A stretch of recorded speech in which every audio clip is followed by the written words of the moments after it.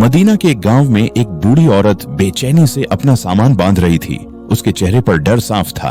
वो इस शहर को छोड़कर भागना चाहती थी, सिर्फ एक नाम के डर से मोहम्मद। वो सोच रही थी, अगर कभी उससे सामना हो गया तो कहीं मेरा दिल भी न बदल जाए।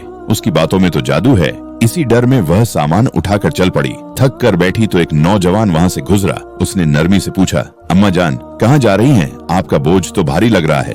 अम्मा ने कहा, बेटा, मैं यह शहर छोड़ रही हूँ। यहाँ एक खतरनाक आदमी आया है, मोहम्मद नाम का। वो लोगों को बहकाता है। नौजवान ने एक शब्द भी बोले बिना उनका भारी सामान अपने कंधे पर उठा लिया और उनके साथ चलने लगा। रास्ते भर अम्मा बस यही कहती रही, बेटा, उस मोहम्मद से दूर रहना। वो जादूगर है, झूठा है, लोगों के दिल चुरा लेता है। वो नौजवान चुपचाप सुनता रहा, न बहस की न गुस्सा किया, बस उनका बोझ उठाए चलता रहा। जब मंजिल पर पहुंचे तो अम्मा ने पूछा, बेटा, तुम्हारा नाम क्या है? तुम तो फरिश्ते लगते हो। नौजवान मुस्कुराया और बोला, अम्मा, जिसे आप पूरे रास्ते गालियां दे रही थी, मैं वही हूँ, मैं मोहम्मद हूँ। अम्मा की सांसें थम गईं, आंखों से आंसू बह निकले। जिससे वो डर कर भाग रही थी, वो उसका भारी बोझ उठाए चुपचाप चलता रहा बिना एक शिकायत किए। वह रोते हुए बोली, मैंने तुम्हें बुरा भला कहा और तुमने मेरी मदद की। सच्चा महान इंसान तो ऐसे ही होता है। फिर उन्होंने कलमा पढ़ा, मैं गवाही देती हूँ कि अल्लाह के सिवा कोई इबादत के लायक नहीं और मोहम्मद सल्लल्लाहु अलैहि वसल्लम अल्लाह के रसूल हैं। वो बूढ़ी औरत इस्लाम में दाखिल हो गई, सिर्फ एक एहसान और सच्चे अखलाक की वजह से।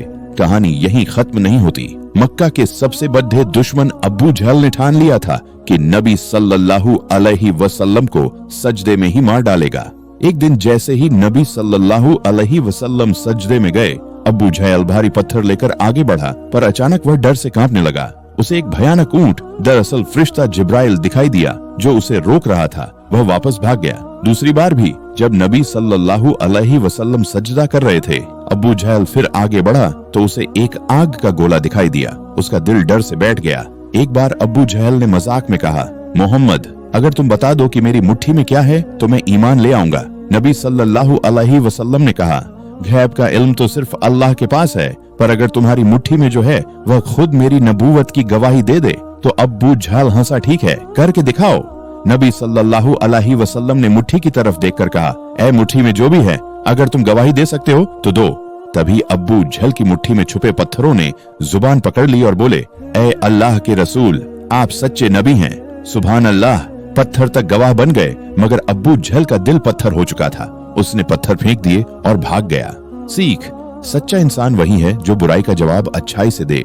अल्लाह अपने पैगंबर की हिफाजत खुद करता है, चाहे दुश्मन कितने भी ताकतवर क्यों न हो। ईमान की राह दिल को छूने से आती है, डरने या भागने से नहीं।